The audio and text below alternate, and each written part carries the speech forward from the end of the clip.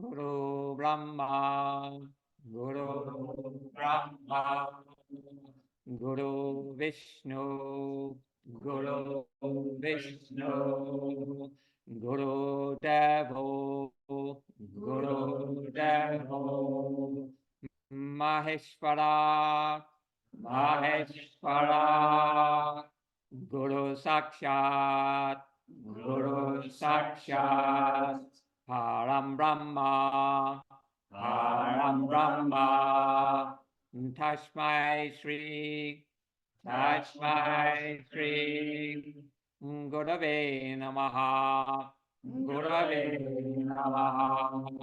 Together.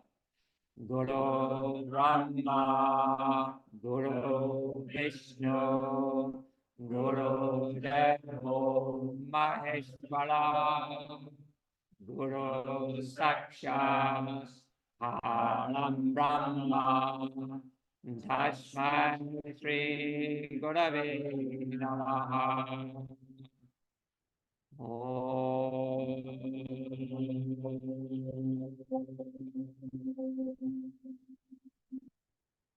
Loka samasta sukhino bhavantu. Loka samasta sukhino bhavantu. May all beings everywhere be happy and free. May I offer my life to all beings everywhere. Loka samasta sukhino bhavantu. Om.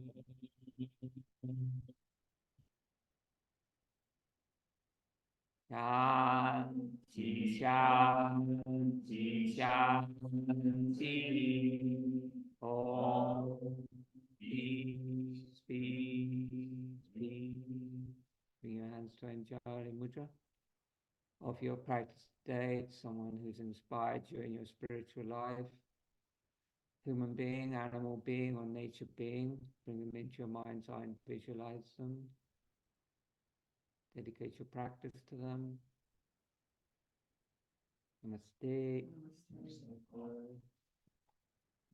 So we're going to continue with Krishna. I thought we kind of got to the end of it when Krishnamacharya left his body. But I keep finding interesting stuff in the end of this book by Desikachar, who's Krishnamacharya's son. And he's talking at the moment about the teacher-student relationship, which is, of course, of interest to me and your students and teachers. So hopefully it might be of interest to you. So I thought I'd read a little bit about that. And then he goes on, this is really what you should expect from a yoga teacher. And it makes you think.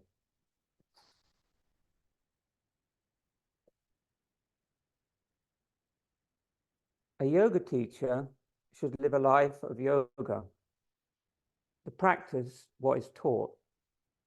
There can be considerable confusion about this. To begin with, to live a life of yoga is about continuous practice and self-study. This is not a question of style. Like all individuals, teachers of yoga will exhibit every conceivable kind of personality, temperament, and human problems. They experience failed marriages, personal suffering, and stress. They do not all go around in Indian dress, nor, despite what Europeans in particular seem to expect, are they always calm and serene. I've often been asked, aren't yoga teachers supposed to be free from emotions? Definitely not this one. So, first thing is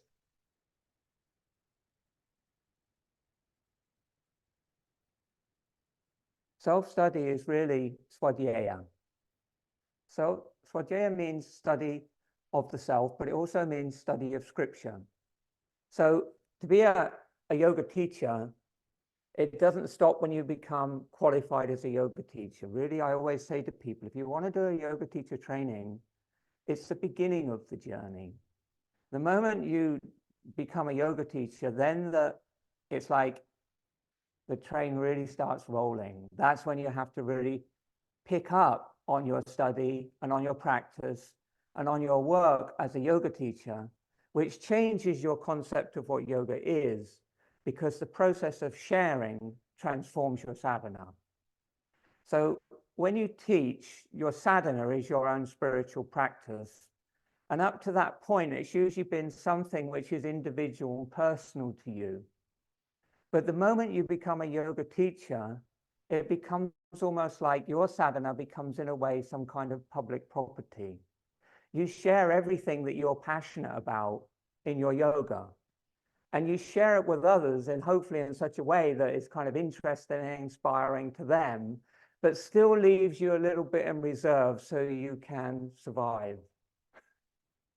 Because we know that as teachers of any kind, like burnout is a really big thing. You have to be also, your own personal sadhana is something that gives you the internal resilience to be able to give a lot, but also maintain your sanity.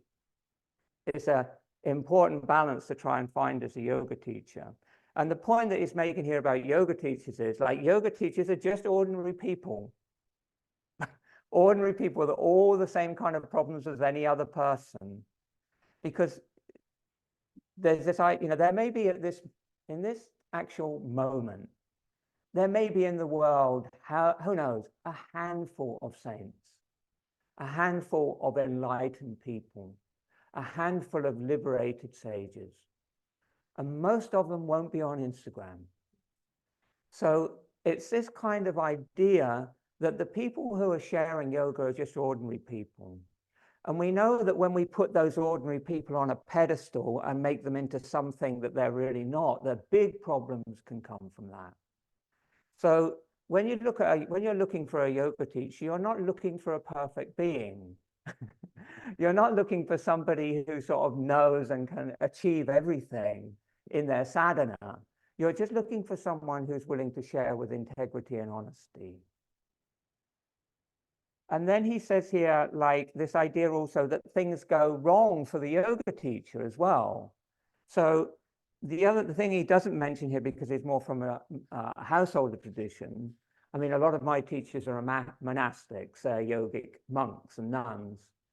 And the thing that happens in that kind of area of yoga is that people fall out of love with being a monk or being a nun. And what they want is they want to have a girlfriend or a boyfriend, and they want to have a car and drive around, and they want to have some money, and they want to go on holiday, and they don't want to live in an ashram and get up at 4 a.m. every morning and clean the floor and serve the food and cook the dinner and be a servant, serve everyone.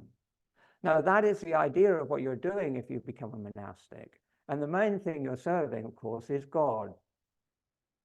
And that is it sounds like, to a lot of people, it sounds like a really beautiful and profound path. And it is, but it's really not for many people. It's a much harder path than people think. And that is why so many people who take that path don't sustain it to the end of their lives. So you can fall out of yoga in many ways, is what he's saying.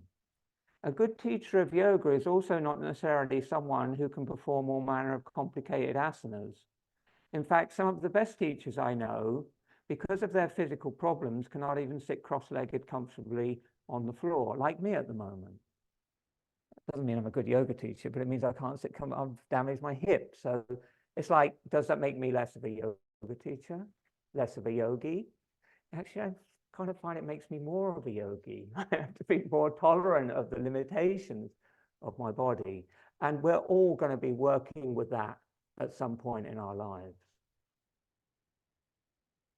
I know, because of physical problems, can't even sit cross-legged comfortably on the floor.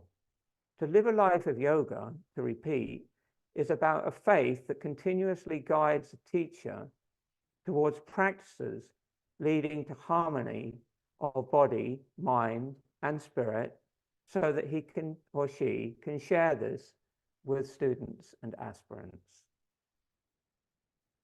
So the reason one is a yoga teacher and one studies is so that they can share. The practice of a yoga teacher is to share what you know and share what you're passionate about. The other thing I would say about this point is I have a lot of people over the years who come to me and say, I want to be a yoga teacher, but I'm not ready yet. I don't feel good enough. I don't feel my asana is good enough. I don't know enough about philosophy. I just a beginner. I don't know enough about yoga. Well, the point is that isn't anything to do with being a yoga teacher. To be a yoga teacher and to want to be a yoga teacher and go more deeply into yoga, you don't need any of those things. You just need passion and determination and some dedication to pursue the path. So in other words, you need aspiration towards evolving yourself. And that's all you need as a yoga teacher. It doesn't matter how many asanas you can do. So if you're at all interested in that, it's something you might see for yourself, or something you think, I'd love to do that, but it's just for whatever reason, I'm not right, I'm not good enough to do that. You're wrong. Anybody can be a yoga teacher. And often the best yoga teachers are not necessarily the best practitioners. They're not the most knowledgeable either. They have another quality which allows them to connect with people and inspire people. And that's really what the job of a yoga teacher. Really, the job of a yoga teacher is to hold people in a practice. Because then the student can do the thing for themselves. The reason you're doing yoga, and it's important for a yoga teacher to hold a student in a practice of asana and pranayama and basic meditation, is because when you just do those things and you keep doing those things and you keep repeating those things, then what happens is yoga evolves, it comes by itself. The higher limbs of yoga just come. But if you can't stay in that practice and your teacher can't hold you in that practice for long enough, you drift out of the practice before you really reap the benefits and you feel the beauty of the practice. Does that make sense? So that's kind of the idea of a yoga teacher, is to like have a nice wood burner, make nice chai, like make a nice pretty room and an altar so that you want to come to yoga. Okay. Even as a teacher is urged on by self-interest, the self-interest of self-study, his or her entire responsibility is to the student. The most fundamental commandment of Krishnamacharya is that only the student matters, and the teacher is there to help that individual evolve according to his or her own unique situation and potential. There is no standard, no conformity in this approach. There is no will to bend the student toward the teacher's ideas or purpose, very important. In this sense, the teacher is like a mirror. So they say the teacher holds up a mirror so you can really see yourself. So in the practice, the idea is that it's not all kind of like how you want it. It's not all easy. It's not all comfortable.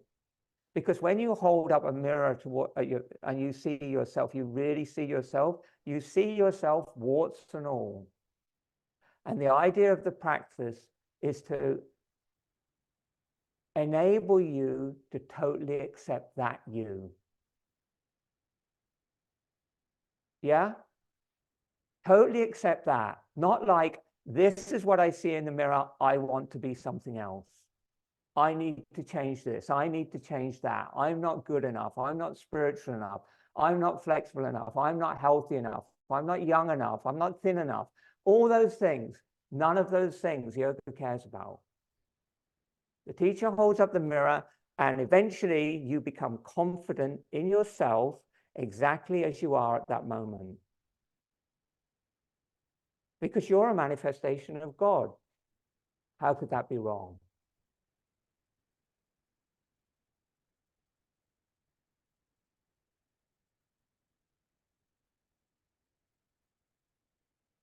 I've got a note here, but I can't read it. Okay, so I'll just read a little bit more. There's a couple of nice other little points I want to make.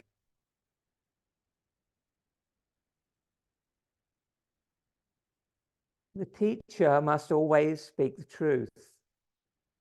This too must be comprehended fully. The truth spoken must never be harmful to the student. It must be expressed according to the student's needs and ability to grasp the meaning.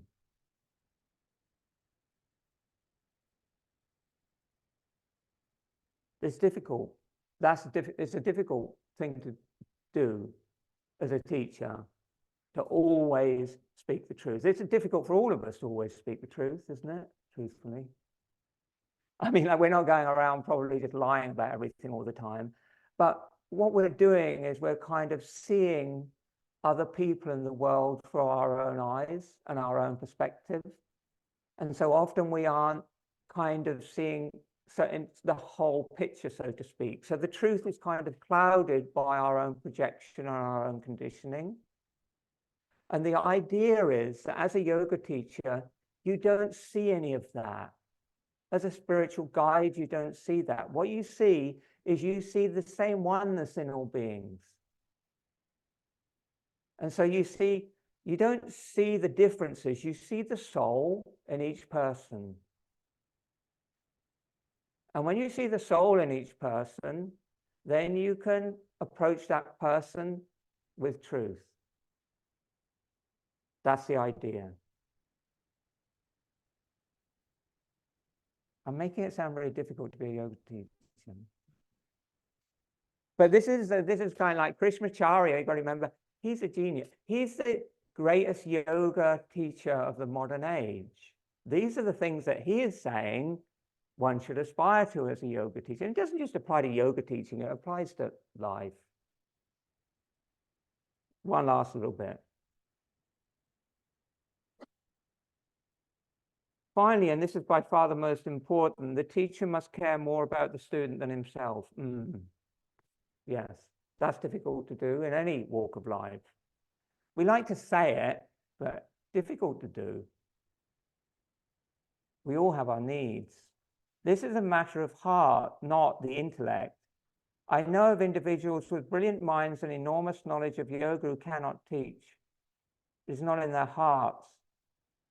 This is not a harsh judgment because they are well-meaning, and they also have much to contribute, for example, in research or publication. We are each unique, which means that the caring so necessary to the teacher will not be the same in everyone. For the teacher, only the student matters, and the student is never wrong, which I disagree with. The student's often wrong. But what you do is you find a way of making the student feel that's okay, and then you try to guide them. So it doesn't really mean that the student is wrong, but it's about seeing the perspective of another person or a student and trying to work out where they're coming from. And that can be as simple as seeing the way their body is moving in an asana, which isn't even actually simple. It's really complicated. But you learn to see with X-ray vision as a teacher. So when you look at a body, you don't look at a body and think, it should really be in this shape. Let me put it in this shape. I've been through a lot of yoga in my life, which has been done like that. It's like, let's try and make, they're like, the caps where the cap fits everyone. Not like that. It's like everybody's body is really different. And I think as you mature as a yoga teacher, you become more and more and more accepting of the immense diversity of every being and every body. And there's an incredible beauty to that. It's much more beautiful than conformity. And so, you know what I'm saying? And so the last thing I would say on this subject is, I've known some really great yogis, dedicated yogis, and also very well-educated yogis who know a lot about philosophy, a lot about Sanskrit. They're very, very dedicated people. But they just really struggle with teaching yoga. It's not the same thing. To be a great practitioner and to be a great student of yoga is not the same as being a yoga teacher. They're often different qualities.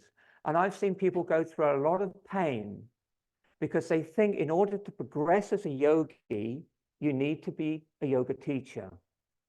But what I would say to you is really consider, if you're thinking about those kind of things, whether you want to be a yoga teacher or whether you want to be a yogi.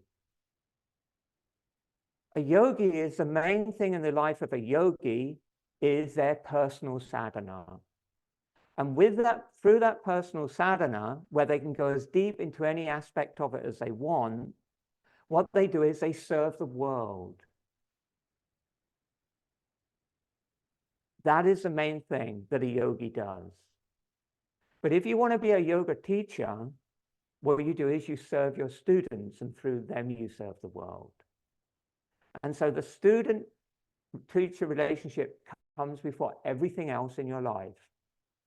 And I would say, if you aren't willing or serious about making that kind of commitment, you might want to think first about being a real yogi before you become a yoga teacher. It's probably controversial to say this last thing, but I'll say it anyway. I think we've got too many yoga teachers. And what we haven't got enough of is yogis. Yeah? Yogis, if we can get enough, look how many millions and millions of people in the world now are doing yoga. Now, if those people could be taught and encouraged in such a way that even a half of them just became real yogis, that could change the world. But because everybody seems to want to be a yoga teacher, I see more people drop out of yoga because they become a yoga teacher than who manage to continue and be successful yoga teachers, whatever that means. Because when you fail as a yoga teacher, you often fail as it destroys your practice. Does this make sense? So I think it's something to really consider. And I think there isn't enough out there in the way of further study for yogis. Most people get to the point where they want to move on in their practice, and it seems like the only option really is to go and do a yoga teacher training. It's just wrong for so many people. Anyway, something to consider. Sorry. Sense check something. So when you talk about yoga, you talk about a household yogi, not some yogi that goes up in a cave in a mountain. You talk about household yogi, aren't you? And that's quite a distinction between the two. I think it could be either depending on your temperament. But for people in everyday life, there has to be a household yogi, don't there? It's taking yes. Your life as the part. Yes. That makes sense. Definitely. Yeah, I'm talking about people who are actually active in the world.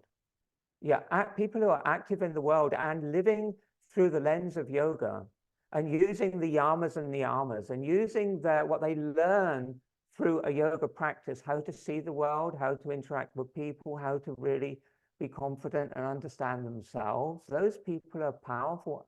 They're powerful in the world. They can change stuff. And we need more people. I mean, like, we need more people like that in the world. Yeah? We need, just look at what's going on in the world. If people, the fundamental thing is really, really simple. A yoga teaches you to see every person, irrespective of nationality, race, religion, etc., as a reflection of yourself and a reflection of God. If you can see the world in that way, you're not going to cause nearly as much damage. And that's what we should be aiming for as yogis. Whether you become a yoga teacher or not is a completely different question. Namaste.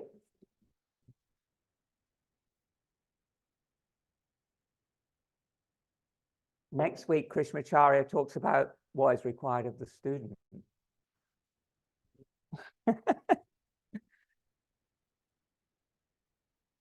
Come to your mat, Asana.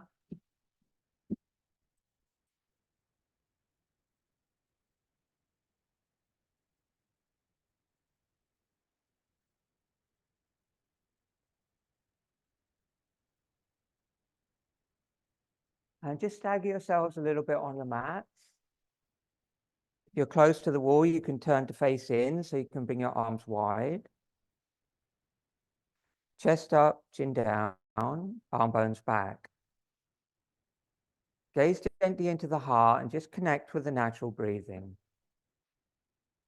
Your balance is good, your eyes can be closed.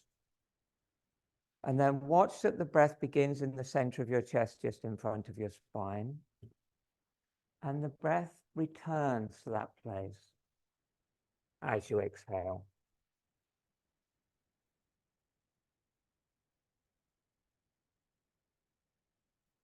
Inhale, arms widen overhead. Flip your palms. And exhale, widen down.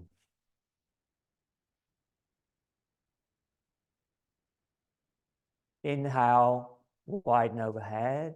2, on 3, on 4, on 5. Pause. Exhale down on 1, on 2, on 3, on 4, on 5.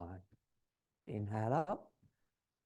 2, 3, 4. Keep breathing to the end of the movement. Lift, pause, chin down. Exhale.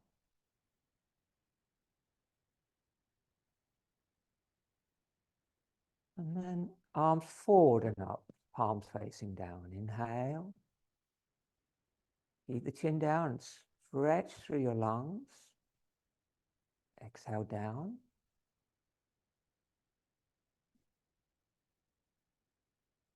Same thing. Inhale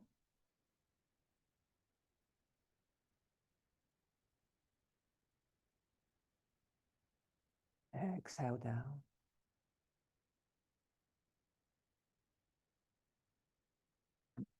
Inhale wide.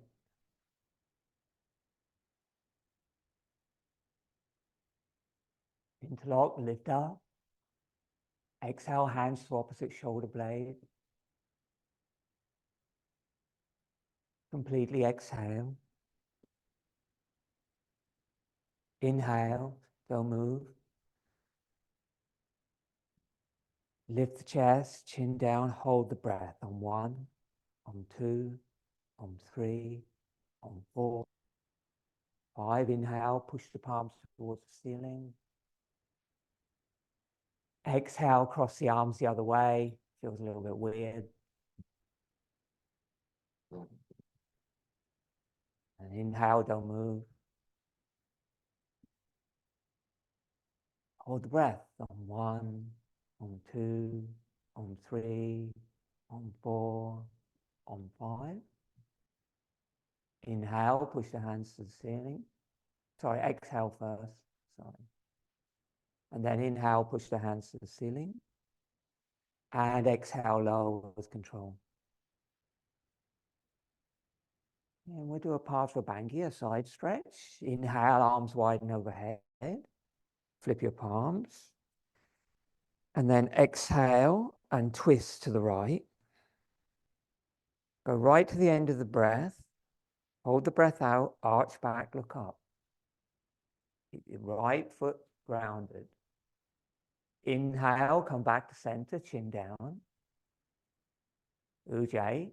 Exhale, turn to the left. Right to the end of the breath, then arch back, look up, ground the inseam of your left foot. Inhale to center, lift up. Exhale, Tadasana.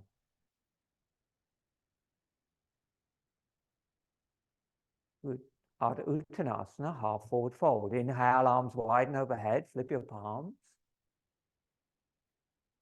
And exhale, hips back, chin down, navel in, fold halfway. Hold. Inhale, arms wide like wings.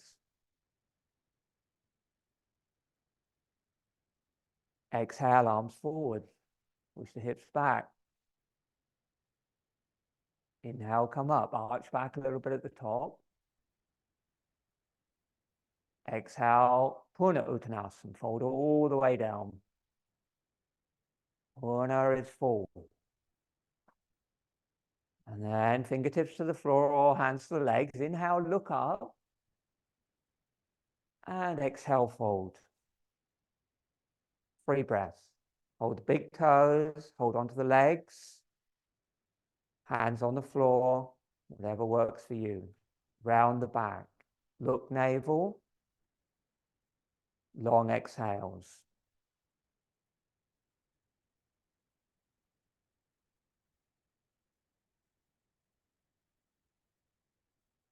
After your 3rd long exhale, flip the palms. Inhale, come back up. We meet in Tadasana.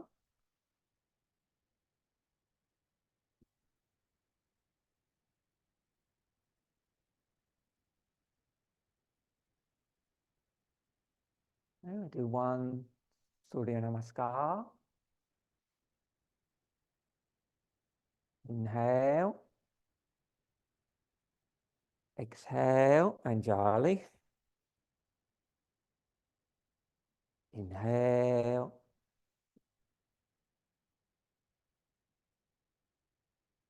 Exhale, fold.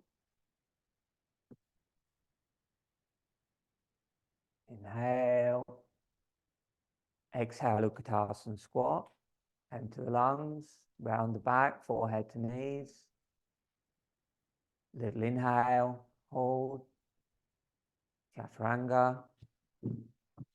Fully exhale. To the floor, full prostration. Inhale, hold. Hands back, Chaturanga. Fully exhale. Inhale, up dog, hold the breath. Exhale, down dog, fully exhale. Hold the breath out, hop or step forward, Utkatasana, squat down. Inhale, straighten the legs. Exhale, fold. Flip the palms, push the hips back, strong arms, strong legs. Inhale up. Arch back a bit at the top, chin down. Exhale, Anjali Mudra. Down into Tadasana, look heart, take a breath.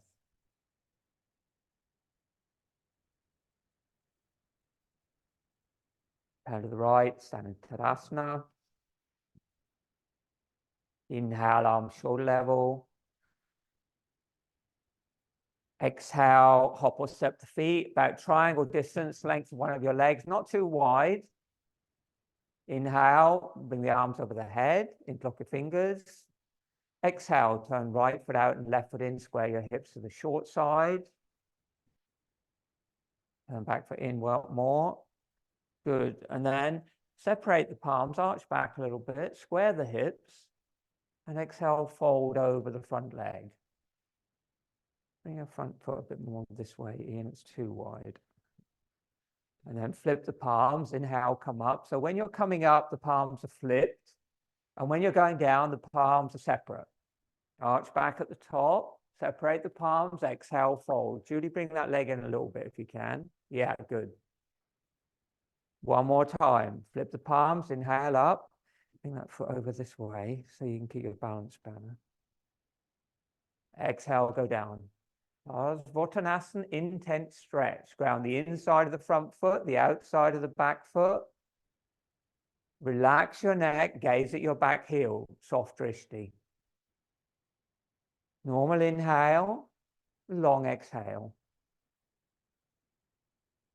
You can keep the legs straight. It's better to have the legs straight and the hands on the shin than it is to have the knee bent and the hands on the floor. You can just lift the quadricep, lift the kneecap, and gently begin to lengthen through the quadricep. Good, and then inhale, flip the palms and come up. Arch back at the top. Move the left hip forward so you can feel the opening in the front of that hip. And then exhale forward again and bring the hands to the floor. Bend the knee this time if you need to. And inhale, take the weight in the right foot and lift the left leg. Standing splits. And then bring your forehead towards your shin and lift your top leg up. Hands on the floor. Straighten the front leg and push through the standing leg to lift the top leg. Gaze down gently at your foot. And breathe. 3 breaths. Optional, you can hold the ankle with the right hand or hold the ankle with both hands and just balance on your foot. And then exhale. Bring your back foot down where it was. Flip your palms. Inhale, come up. Keep breathing, arch back. Exhale, spin the feet, go the other way. Inhale, arch back. And exhale, fold. Do it one more time, and then on the third time, hold. 3 breaths.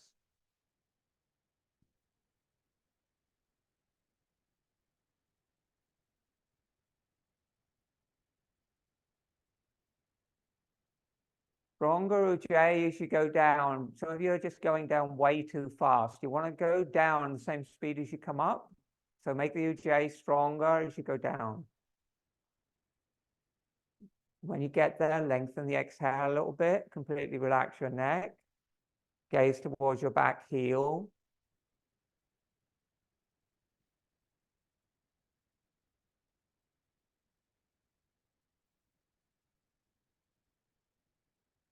After your 3 breaths, flip the palms and inhale, come up. Wait for it, Kerry. And then you go down again. And on the inhale, you raise the back leg. Doesn't matter how high you raise it, but work on the standing foot, relaxing the neck and letting the body fold. 3 breaths.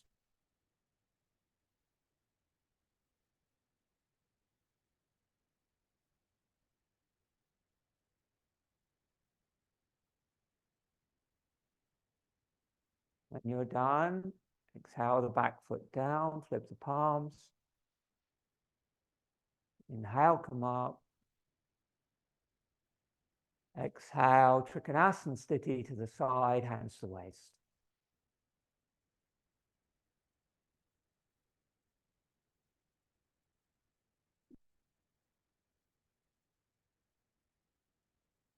Lengthen your stance a little bit for straddle forward bend, Prasarita. Hands on the waist. Inhale, raise your arms shoulder level.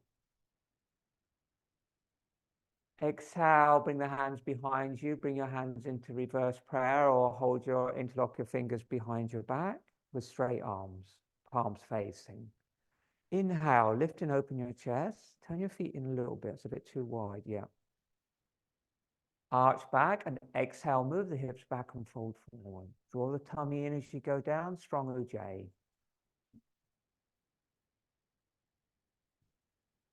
Good. Inhale, come up, open the chest, the top, straight arms, squeeze the shoulder blades together. And exhale, go down. Keep your arms straight. And then when you get there, transfer the weight so your toes are active.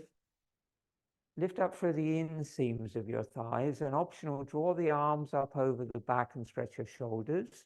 Or if your hands are in prayer, lift your elbows. If the top of your head is on the floor, tuck your chin in and bring the back of your head to the floor.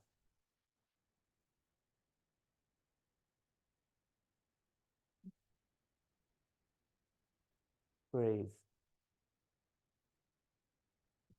Relax your neck. Look nose tip. Good. And then soften your knees if you need to. On the inhale, float up. Arch back. Squeeze the shoulder blade. Drop the head. Exhale, hands to the waist. Inhale. Look hard. Exhale. Hop or step the feet together. Turn to the front, stand Tadasana. Lead and return sequence. Exhale, look heart. Inhale, arms widen overhead, flip your palms. Exhale, palms forward. Inhale, arch back. Exhale, fold all the way. Short inhale. Exhale, Utkatasana. Inhale to the back of your heart. Hold Chaturanga. Forward, inhale, upward facing dog, chin down. Draw your heart forward. Exhale, downward facing dog. 3 breaths. Normal inhale, longer exhale, optional bandhas. Relax. Spread your fingers here. Have your feet together if you can.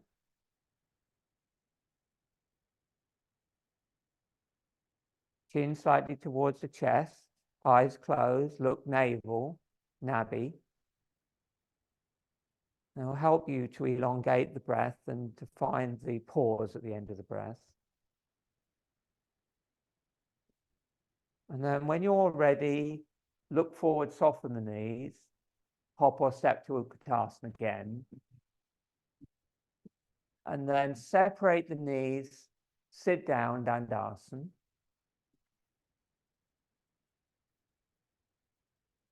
Inhale, raise the arms over the head, legs straight, hands beside the hips, Dandasana. Inhale, arms over the head.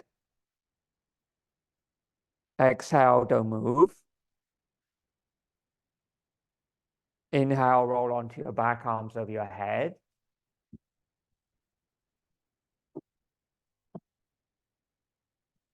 Exhale, Sukhasana, take rest, hands beside the hips, feet together.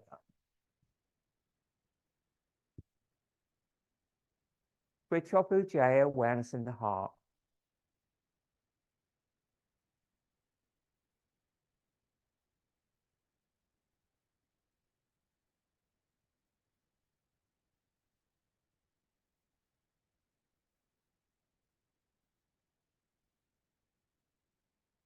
Inhale, interlock fingers, arms over the head.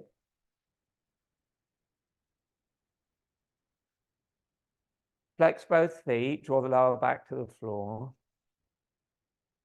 Inhale deeply.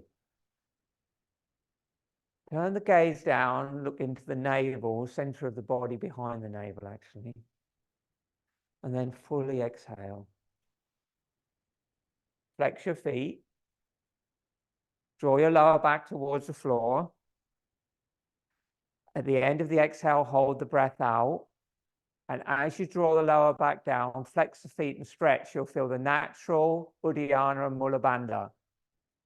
The lower abdomen sucking in and up under your rib cage and the perineum lifting, making a pond.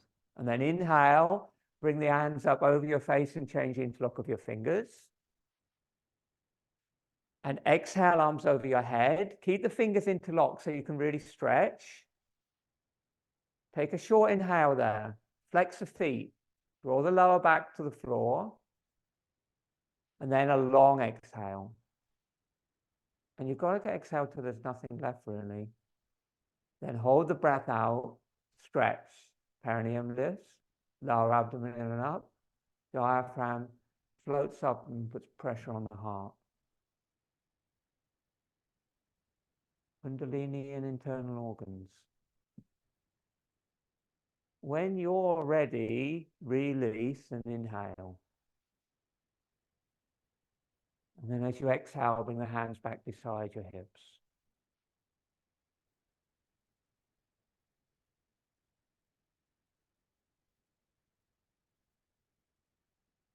Inhale, bend the right knee. Clasp it with both hands and exhale, draw the knee down towards your armpit.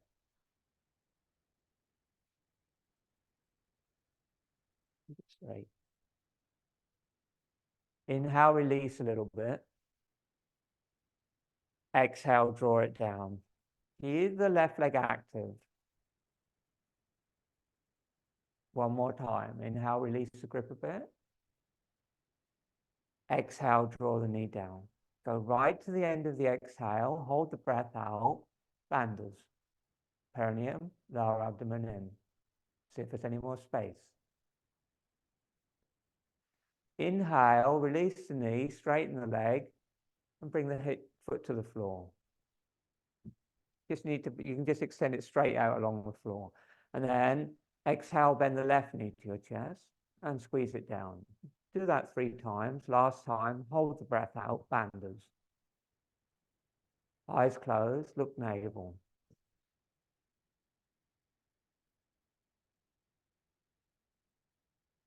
The same kind of process as we just did in Tataka Mudra, really. You want that exhale to be really complete. And on the final time, when you hold the breath out, you're again creating the mudra.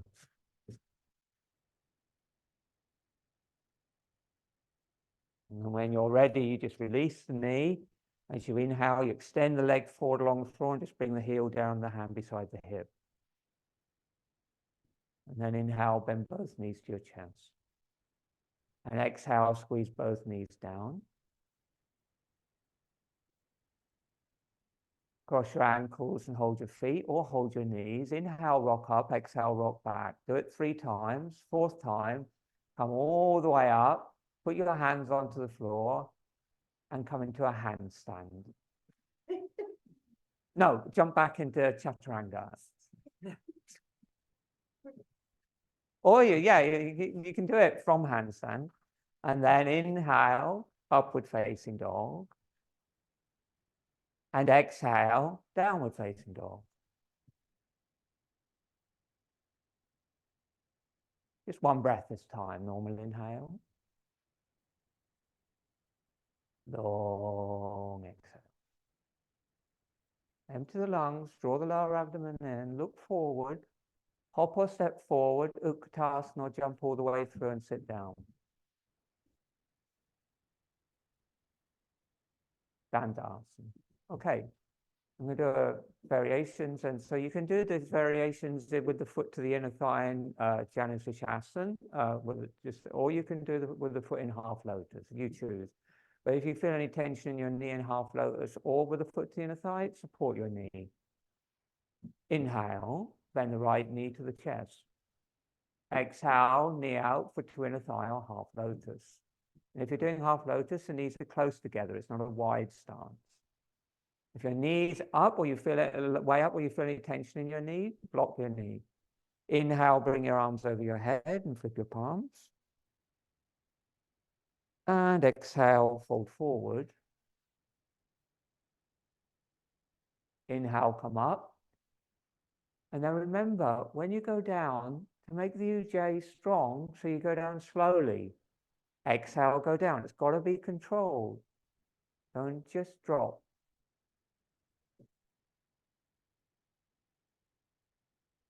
This time, hold and breathe.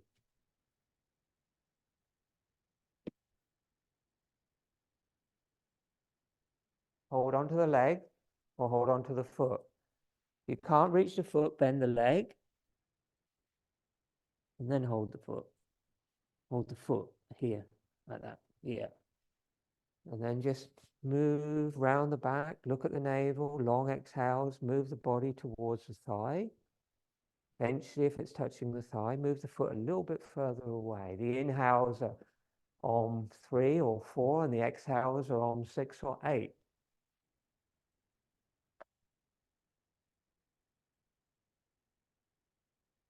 Bandhas are optional at the end of each breath. The back is round, the gaze is nabby with the eyes closed. Navel. Flip the palms, inhale, come up. Exhale, turn to the right and forward inside the leg.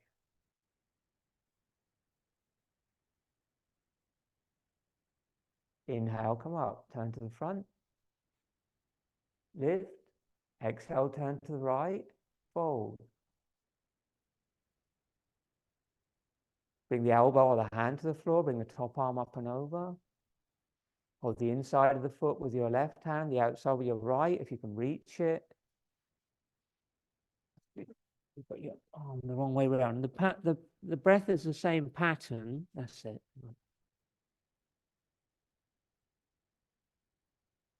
Good. Twist. Short inhales, long exhales. Make sure you lengthen the underside of your body. Get the twist. And then bring the hand down. You need a slightly longer arm. Good. Then inhale, come up. Turn to face front. Exhale, hands behind you, 10 inches. If you're in half lotus, keep it. Otherwise, bring the sole of the right foot to the floor for the pratikriya. You can bend the knee a bit if you're in half lotus, of the straight leg, and then inhale, lift the hips. And exhale, come down. Inhale, lift the hips and hold. Exhale, don't move. Push the hips a bit higher. Inhale. Exhale, come down. Very good. Inhale, extend both legs. To the other side.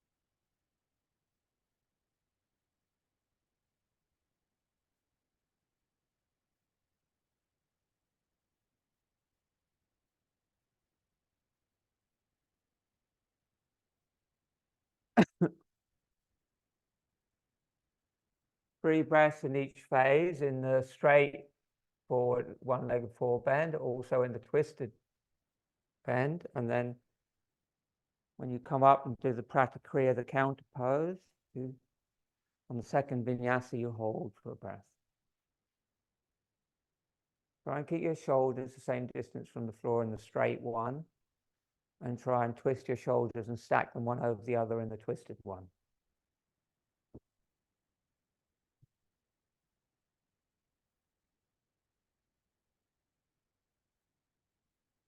And then ideally, we should start to all get a bit out of sync now, because we're working with our own natural breath length.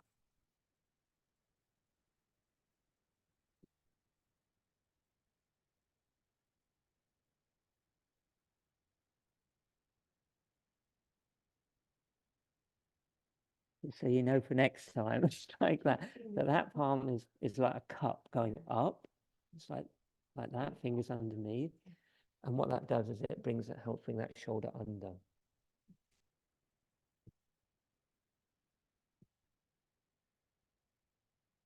Pratikriya, the hands are behind you 10 inches. The sole of the left foot goes to the floor, or half lotus. Lift up, come down, lift up, hold.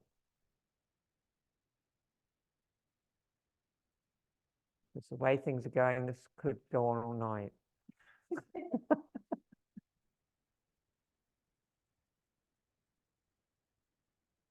Well done, though. You remember most of it. And as I'm only actually really giving you half the sequence, there's still something to learn. And then come down and extend both legs. Okay, do Asana Dhanurasana. Inhale, arms over the head.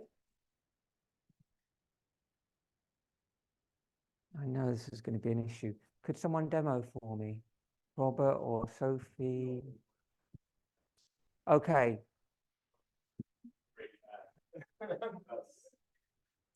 Okay, yeah, would you mind? Can you demo for me?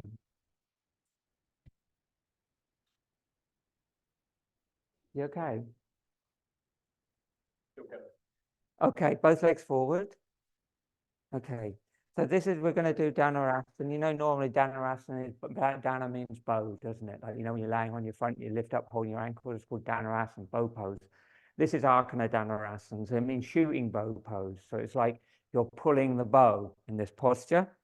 And it's the next postures in the vinyasa of this sequence that we're doing at the moment. So this is the sort of like a half lotus forward bend sequence, or like with the foot against the inner thigh. This is the posture that comes next. So where it works is interlock the fingers, inhale, arms over the head. Exhale forward, take the big toes of both feet with the first two fingers. Good. And then inhale, just pick the left foot up off the floor. That's the right foot. Pick the left foot up off the floor. Just start by picking it up.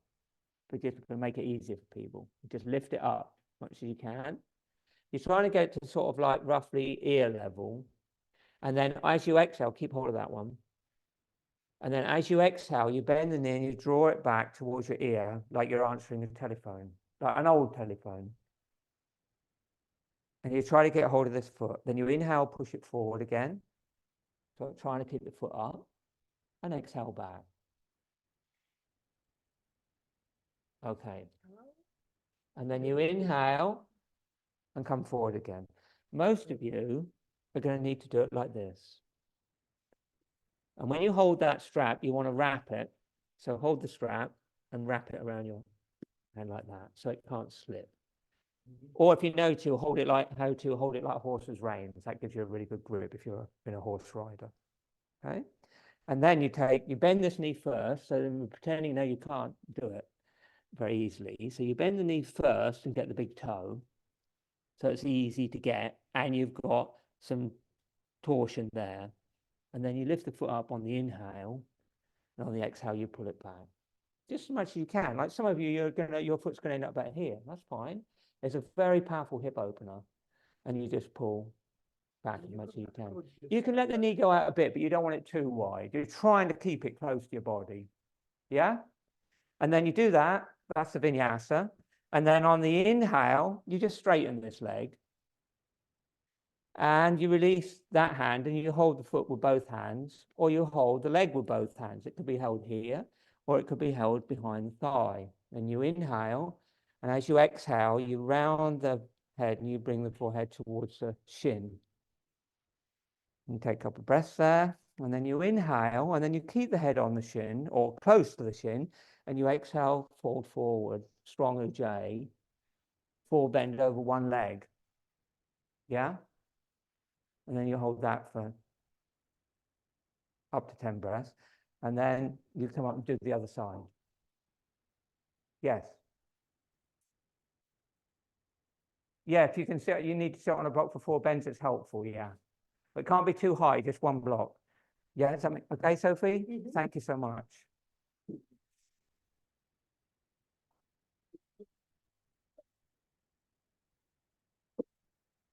Remember what I was talking about at the beginning? It doesn't have to look like the way Sophie did it. It looks however it looks for you. Okay, I'm going to bring you straps. So if you need one, you haven't got one, you stay seated.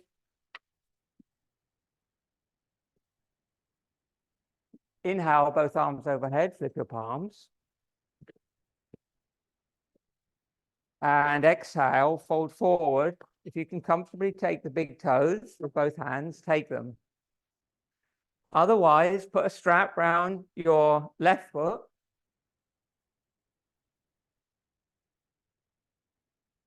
And bend the right knee and take the big toes. And then inhale, lift the right foot up to about ear level, if you can. And then exhale, draw the right foot back towards your ear. Elbows outside the knee, Lynn. Elbow outside the knee. Yeah. Oh, sorry. I thought I gave you one. Yes.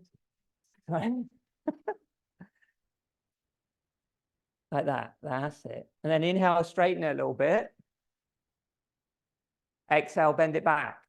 Bring the right foot up more, Julie Taylor. One more time. Inhale forward. Exhale back.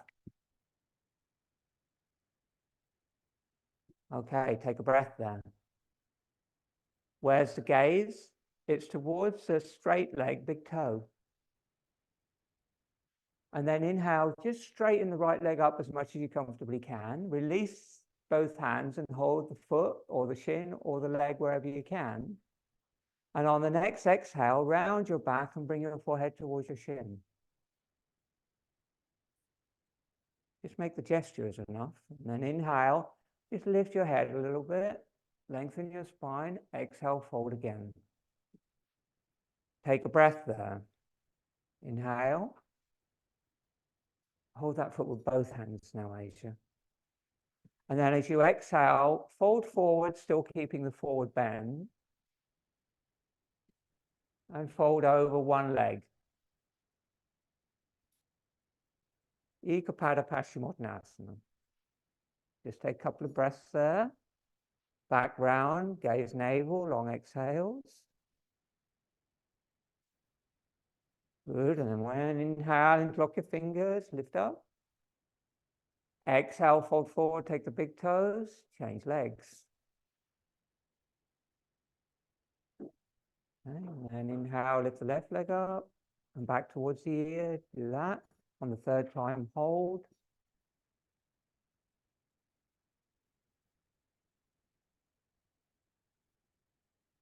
That's good.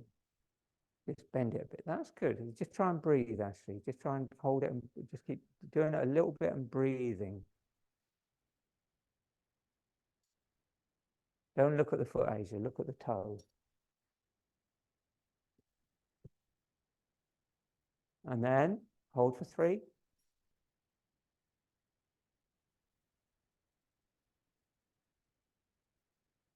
Outside. Like that. Yeah. Oh, that's easier.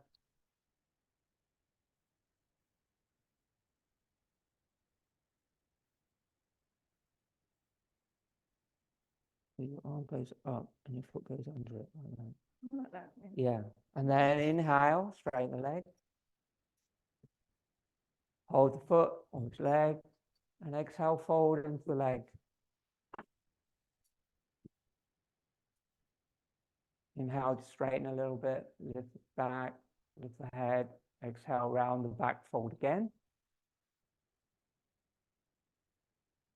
And on next exhale, keep the fold. Slowly go down.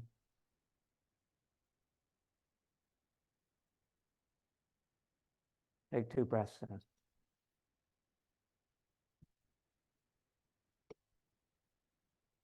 Both hands still holding that left foot or left leg.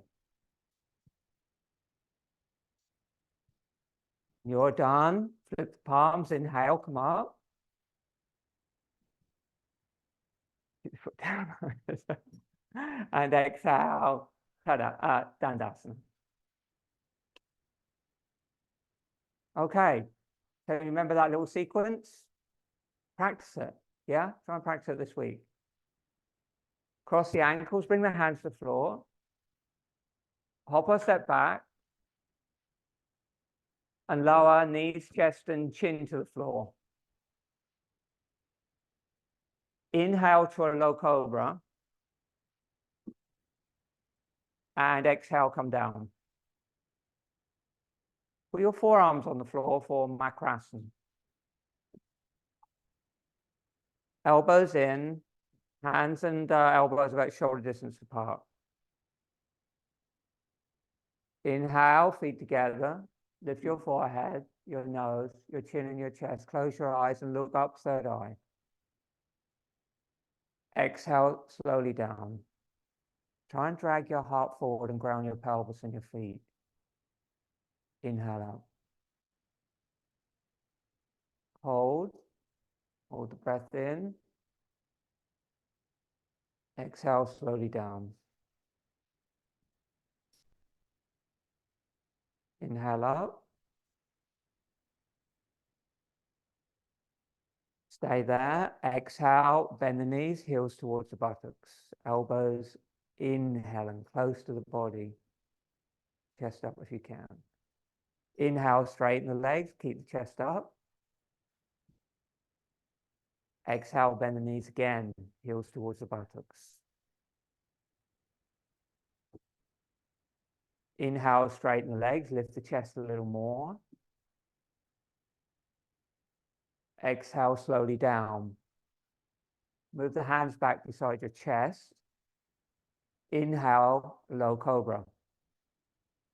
Exhale, push the seat to your heels and lengthen your back. Child's pose. Knees together. Hands forward or beside the hips, whatever your shoulders need.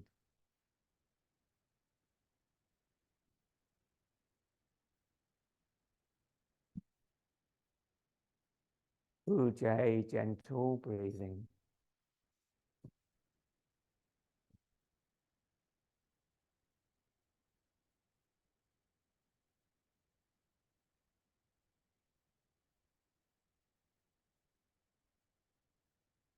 And then inhale, interlock your fingers, seat to the heels, come all the way up. Arms over your head, flip the palms.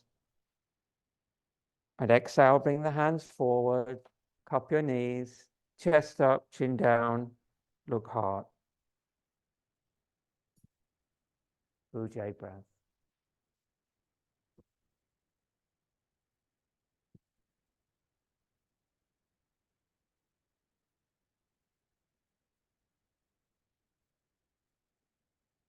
Arms widen overhead, flip your palms, lift up on your knees, and stretch towards the ceiling. Exhale, seat to heels, bring the thumbs to the back of the neck. Look heart, fully exhale, hold the breath out, bandhas. Elbows back. Inhale, sit up on the knees, push the hands to the ceiling. Exhale, seat to the heels, hands to the knees. Keep the seat on the heels. Inhale, bring the arms over the head, flip the palms. Exhale, twist to the right. Bring the left hand round behind you and the right hand round behind you and the left hand to the right knee. If you can, hook the hand over the thigh, or you could hold one of the feet. Inhale, lift your chest. And exhale, twist. You okay? Too much to kneel, yeah. Sit, do it cross-legged. Sit cross-legged on your blocks and just do it simply. Turn the head and look at the left knee. Inhale up through your spine, lift your chest. And exhale, twist your torso to the right and your head to the left. Gaze gently down at the left knee.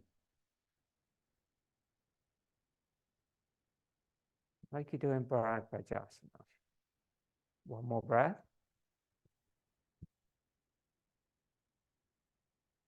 The end of your long exhale, arms over the head, flip your palms. And exhale, twist the other way. Twist first, before, come back to the center and lift your arms up. Don't bring your arms down before you've twisted. Exhale and twist fully, empty the lungs, then bring your arms down and take the pose. So you're in your full twist. And then on the inhale, turn your head and look at your left knee. Just with a very soft gaze down. Try not to drop your head though too much. The inhale lifts the spine. The long exhale empties the lungs. And then lower abdomen's in and up. Pause if you can. Do that 3 times.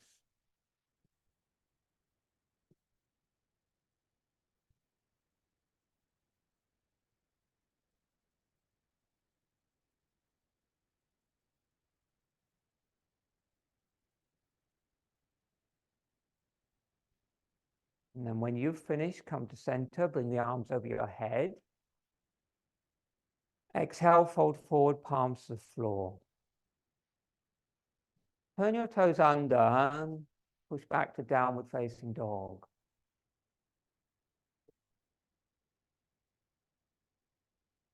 Good, and then soften your knees, hop or step forward. Sit down, Dandasana. Just come straight down onto your back and lay on your back.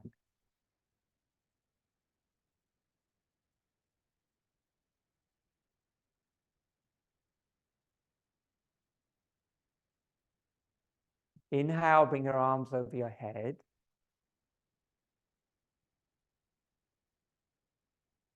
And exhale, raise the right arm and the right leg.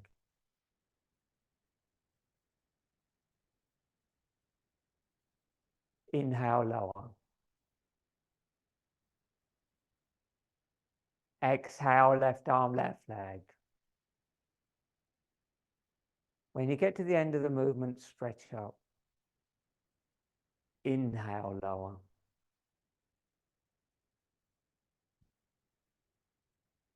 Exhale, right arm, right leg.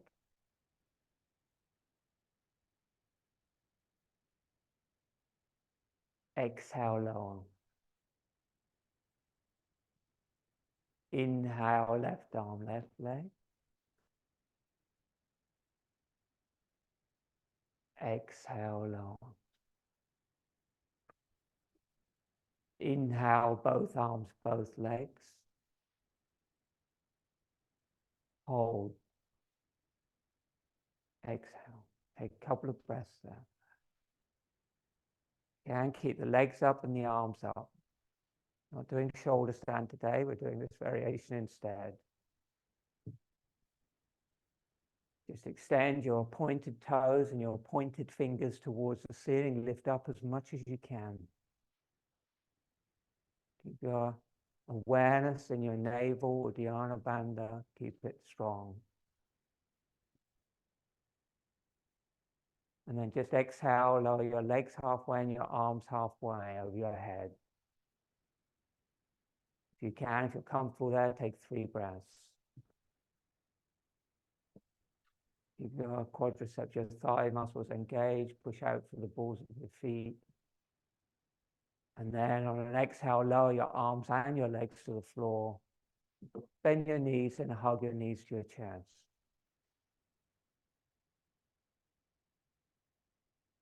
Rock a little bit side to side. Take a spinal twist here if you feel you need to. And when you're ready, come onto your back and relax. Shavasana.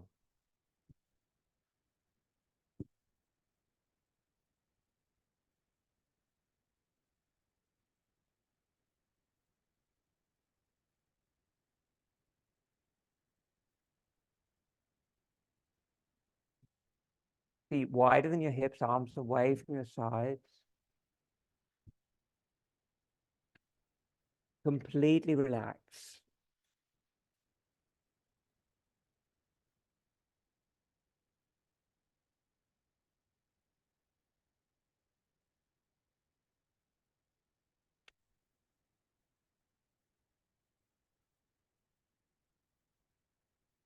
Roll your head side to side if you need to. Tension in your back, you can relax with your knees bent.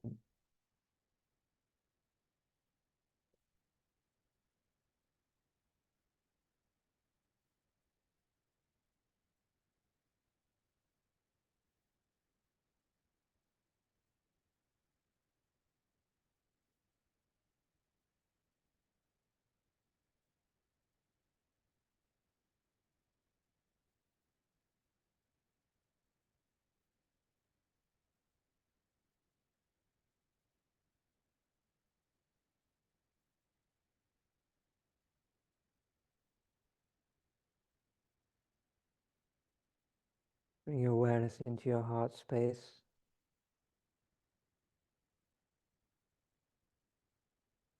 Be aware of the breath there. Let go of the Ujjayi sound in the breath. Just let your body breathe.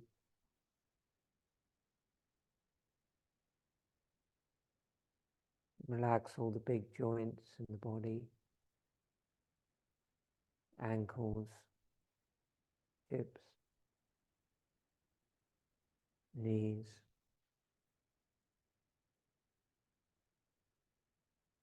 Relax shoulders. Relax the elbows. Relax all the smaller joints in the body. Feet and the toes. Om. vertebrae of the spine.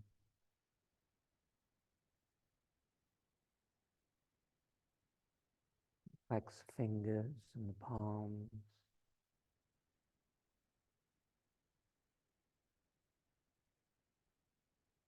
Relax the neck. And release the hinge of the jaw.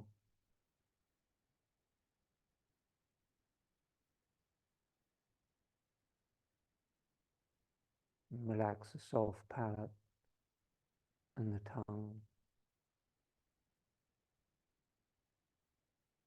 The upper palate and the teeth.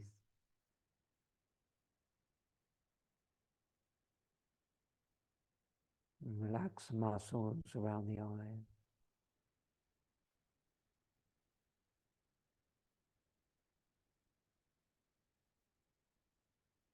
Relax the forehead and the scalp.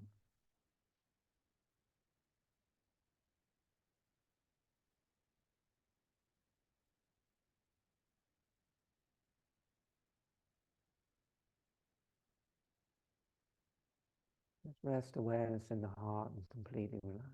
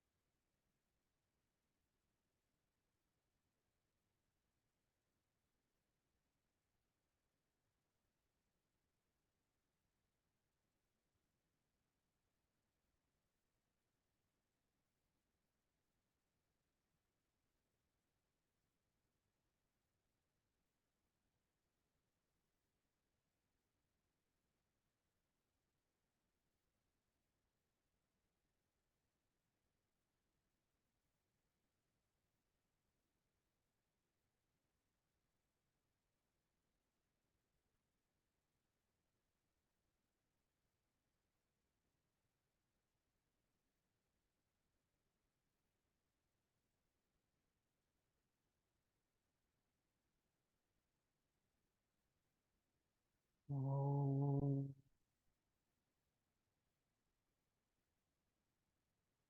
Deepen your breath. Feet together, arms by your sides. Inhale, stretch your arms over your head. Stretch your whole body, then make your way into seated posture.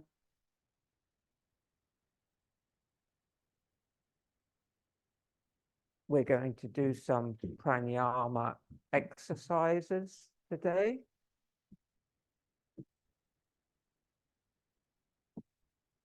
Just like to recap Marma points every now and again, and also like refinements for pranayama.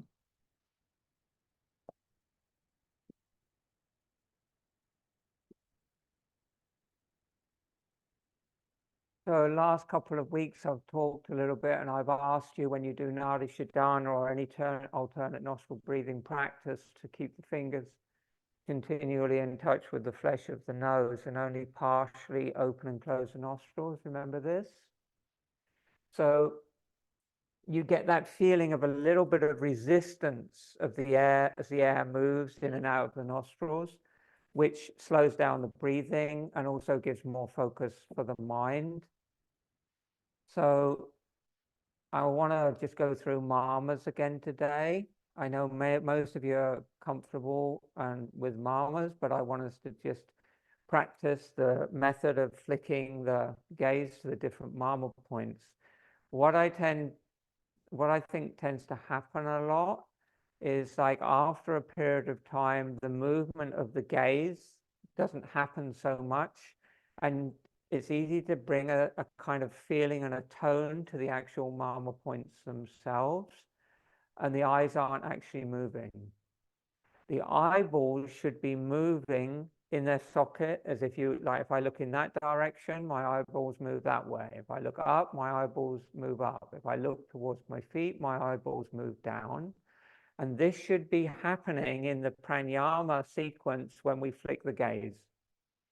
And so I want to practice that first without any alternate nostril breathing, just moving the gaze itself.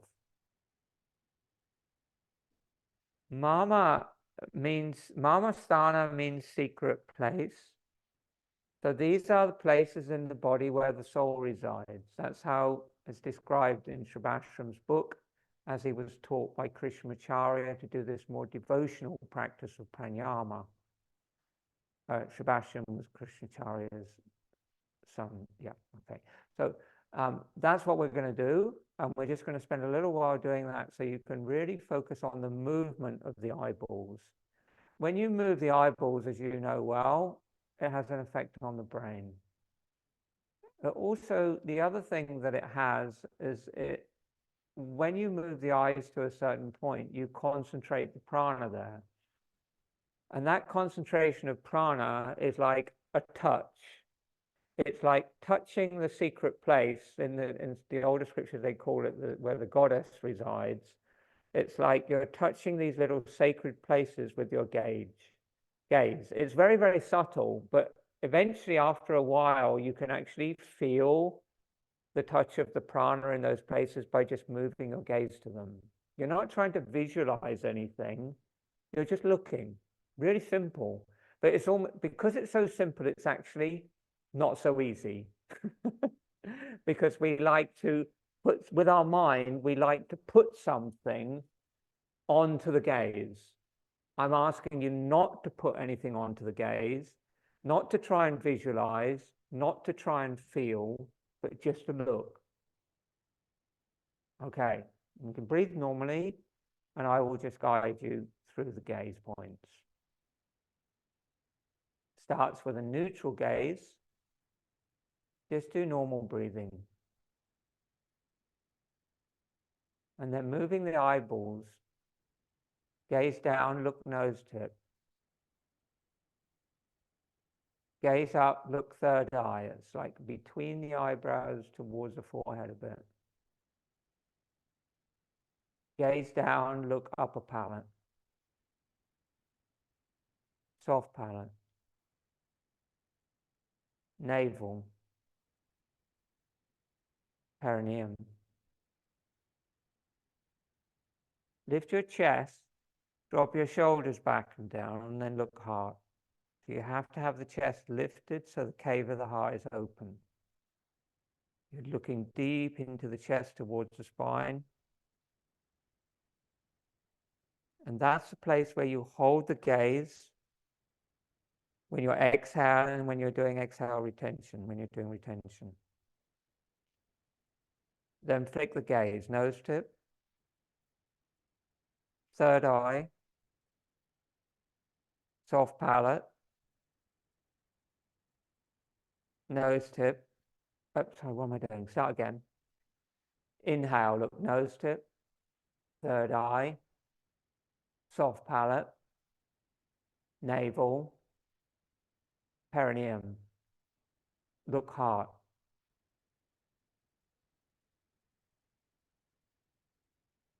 Nose tip, third eye, soft palate, navel, perineum. You want to feel that the gaze is right down, looking out towards the pelvic floor. Look heart.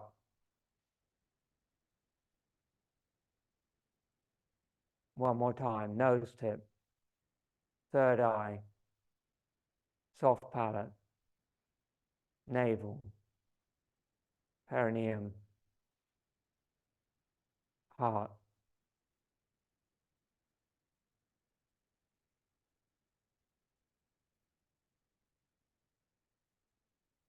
And relax. One little tip I'll give you is when you get to the perineum, when we're doing the pranayama, that's the end of the inhale.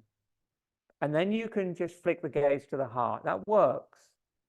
But if when you move the gaze to the heart, you're kind of conscious that you don't do it, you kind of like move the gaze up more slowly, you can begin to feel the prana moving up through your spine, through the Sushumna Nadi. So you've got to the end of the inhale, and then you're going to move to the heart.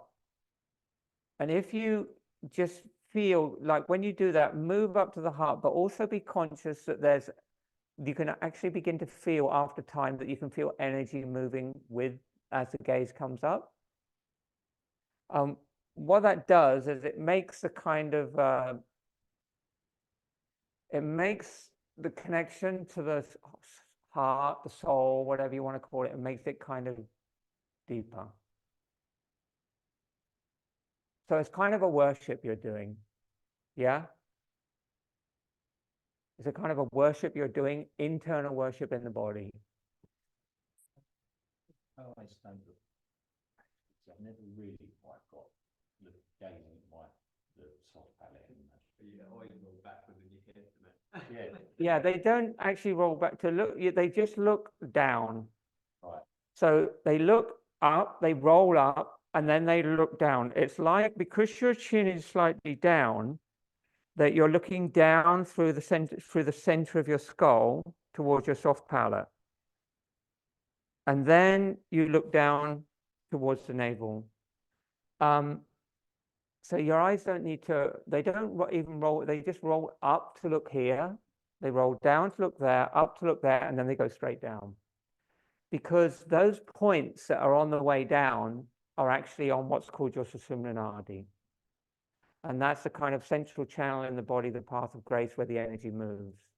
And so all you're doing when you do this practice is you're touching the points on the Sushumna Nadi and making it go ping, ping, ping, ping, ping. I shouldn't have said that, because now people are going to be thinking ping, ping, ping.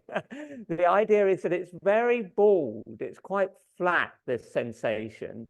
But what happens over time is that it's like you actually begin to feel the touch of the gaze. It's a very, very subtle thing. It's like there's you can't really explain it. But if you just keep working on it, it's not that difficult, it comes. Let's do it with a little bit of Nadi Shodhana. We've only got a few minutes left, so I just want you to do it with the alternate nostril breathing. Before we do that, I've got to say one more thing. This is not about doing the pranayama today, it's about the technique. So many of you will have heard that passage that I read, like in the Upanishads, in the Chandogya, where it talks about the cave of the heart. In the center of castle of Brahman, which is your own body, there is a sacred place, a small cave. And in the center of that cave, there is a small bright light. That is the place where the gaze goes when you're in the heart. That is actually the pranasthana. That is the seat of prana in your body, the seat of the life force. And they say also the seat of the soul. So when you bring your gaze, this is why the chin always has to be slightly down, but also the shoulders have to be back and down, and the arm bones have to be back. So when you're doing pranayama, the chin mudra, this position of the arms, one of the reasons you're doing that is so that the chest remains lifted. And when the chest is up and you gaze down, the heart space is more open. So it's easier to look into it, into the soul. If your chest claps forward and your shoulders come forward, it kind of closes the doorway to the heart. You've got to keep that spaciousness. One of the reasons we do all this stuff in the practice, all the hasta vinyasas and all those kinds of things, is to be able to maintain this openness in the heart space when we do things like Shanmukhi Mudra and Pranayama, because of the effect it has on the rib cage and lungs. And that relates directly to the effect that the prana is having when you do the pranayama technique. Okay? Let's just do a few rounds. Left hand chin mudra. Right hand chin mudra for a start. Shoulders back, shoulders down, arm bones backside. You want to feel your sternum lift. Chin slightly down, so as you can easily look down into the heart. Bring your hands into position with both fingers touching the nasal flesh. And then exhale through the left nostril. Inhale through the partially closed left nostril.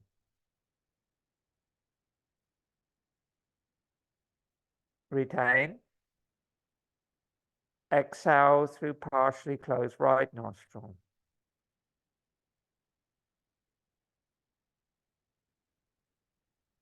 Inhale right, look nose tip, third eye, soft palate, navel, perineum. Retain. Look heart. Exhale left, look heart.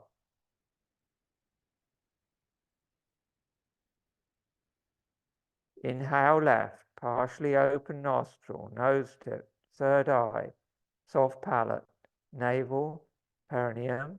Retain.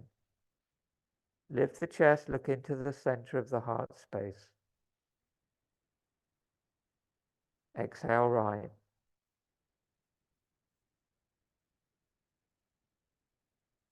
Inhale right, partially closed nostril.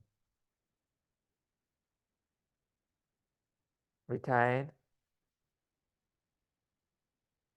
And exhale left.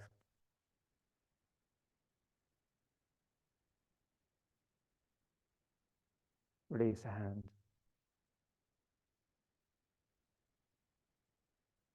Okay.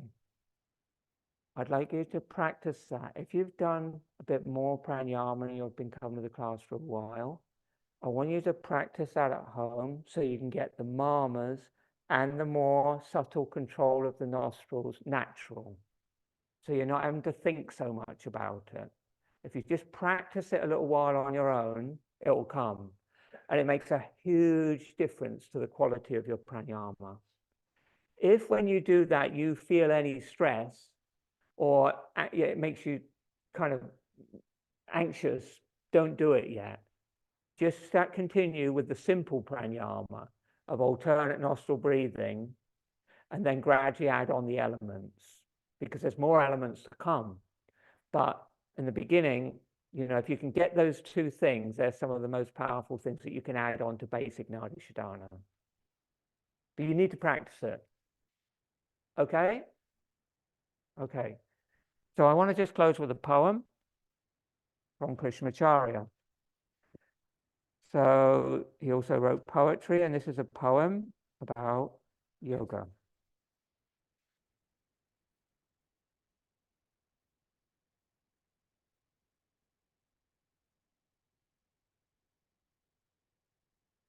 O sleepy mind, praise Lord Krishna, remember the God of knowledge, pray to the teacher, for when the body becomes weak and depleted, your education will not save you.